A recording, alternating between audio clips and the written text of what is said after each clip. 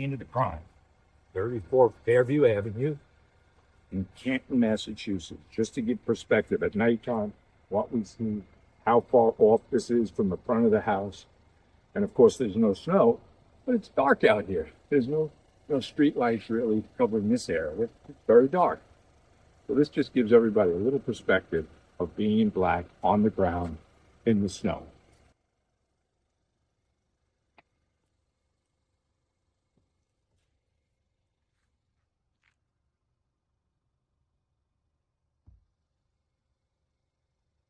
Mike Gould here. I'm at 34 Fairview Avenue in Canton, Massachusetts, the scene of where police officer John O'Keefe's body was found directly over there in a wintry snowstorm in January. The question is, why didn't partygoers who were partying in this house, when they exited, nobody saw this 6 foot, 210-pound person lying on the ground? The answer is very simple. It's a psychological phenomenon called inattentional blindness.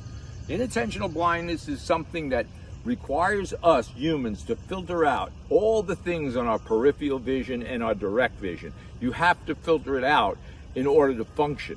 It's literally an optical illusion, similar to what magicians do all the time. So the explanation is very simple, why a body would not be seen by anybody in the middle of the night in this wintry snowstorm, particularly when there's a lot of alcohol involved. Intoxication also is a factor. And I'm going to provide some theories of my own to explain both the prosecution and the defense's theories. The prosecution is way here saying this was an intentional murder of John O'Keefe by his then girlfriend, Karen Reed. Intentional murder, ran him over intentionally, killed him, left him to die. The defense is on the far other side to this, saying that it's a conspiracy theory and the body was beaten inside, brought outside, bite marks on the person's arm indicates a dog attack. We are going to give my theory of why these things are disproved. One of the other accusations of the prosecutor is Karen Reed was intoxicated, and that's why the second charge of manslaughter came in. I've never arrested somebody in my 25 years career as a police officer for DWI on a Sunday morning that was committed the night before. That's never happened. There needs to be evidence, blood alcohol evidence. The prosecution's own witness backed away, very honestly said his findings were invalid if Karen Reed had any alcohol after 1 a.m. in the morning. That invalidated the blood alcohol level. We need evidence here, not speculation, evidence. And we're going to go through all the speculation. The scratch marks on John O'Keefe's arm. Prosecutors allege that was part of the being run over by Karen Reed. Defense says it's a dog attack. Neither are true. Those marks were caused by a scavenger animal. Claw marks and little bite marks by maybe a possum or a raccoon. That simple. That explains that away. A snowplow would have tore his arm off. These are not scratches attributed to anything but a scavenger animal after John O'Keefe was lying there for a considerable time, not moving. Let's go to the emergency room doctor's report he had testified to. He had testified to some bruising in the body, cold temperature. The body was obviously hypothermic, and that, to me, will be ultimately the real cause of death in this case.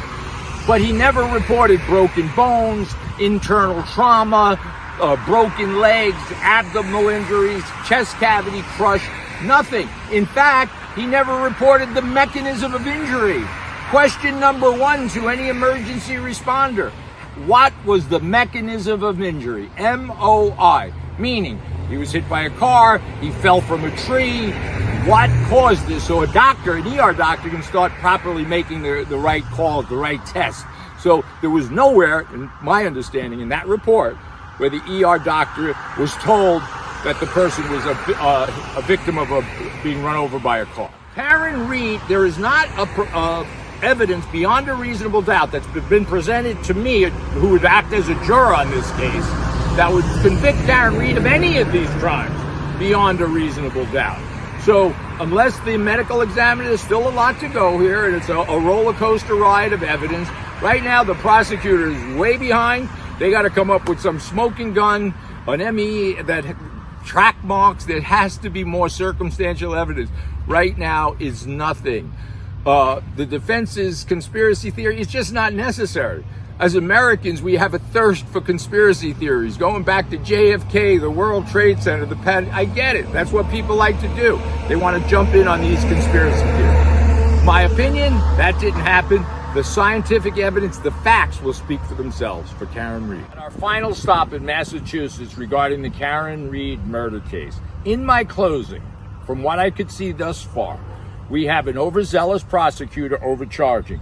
Intentional murder. Karen Read intentionally murdered and ran over a then boyfriend, police officer John O'Keefe, left him out in the snow to die.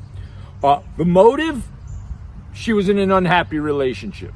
In her words, complicated. Complicated relationship. Who hasn't been in an uncomplicated relationship?